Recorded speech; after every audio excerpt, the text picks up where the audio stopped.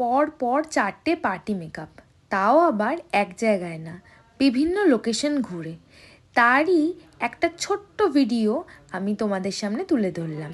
High, আমি রূপসা পাল, নিয়ে চলে এসেছি আবার একটা নতুন ভিডিও। হ্যাঁ, আজকে কিন্তু ব্রাইডাল ডেট, তবু আজকে আমার ভাগ্যে একটাও ব্রাইড জোটেনি। তা নিয়ে কিন্তু আমার মনে কোনো কষ্ট নেই, কারণ ব্রাইডাল ডেট হলেও ঘরে তো বসে নেই, কাজ তো পাচ্ছি। অনেক মেকআপ আর্টিস্টরা রয়েছে যারা প্রথম কাজ শিখে কাজ পাওয়ার জন্য বসে রয়েছে এবং ব্রাইডাল ডেটগুলোতে কাজ একটাও পাচ্ছে না। শুধু ব্রাইডের আশা করলেই হবে না, পার্টি মেকআপ দিয়ে শুরু করতে হবে। আমিও যখন প্রথম কাজ শিখি তখনও কিন্তু গোটা একটা বছর আমি বসেছিলাম যে আমি ব্রাইড পাবো এই আশায়। ব্রাইডটা যে পাবো তার জন্য তো কিছু পিকচার্সের দরকার, যে পিকচার্সগুলো হবে শুধুমাত্র আমার কাজের, যার ভিত্তিতে আমার কাছে ব্রাইড আসবে।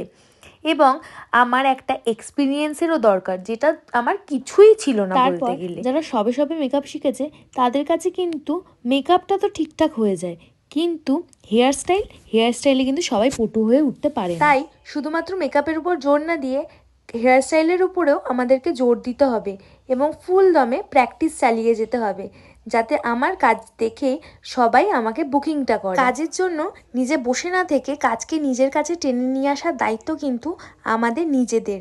নিজের অপূর্ণতাগুলো কিভাবে পূর্ণতা পাবে সেগুলো প্র্যাকটিসের মাধ্যমে তোমাকেই খুঁজে বার করতে হবে। হয়তো অনেক বড় জ্ঞান দিয়ে ফেললাম, কিন্তু না, এটাকে একটা জ্ঞানের হিসেবে না দেখে একটা বিগিনার মেকআপ আর্টিস্টের অ্যাডভাইস হিসেবে নাও, যে তাহলে নিজের জীবনে অবশ্যই দাঁড়াতে কাজই হয়, সেটা অল্প টাকার কাজ হোক কিংবা বেশি টাকার কাজ হোক।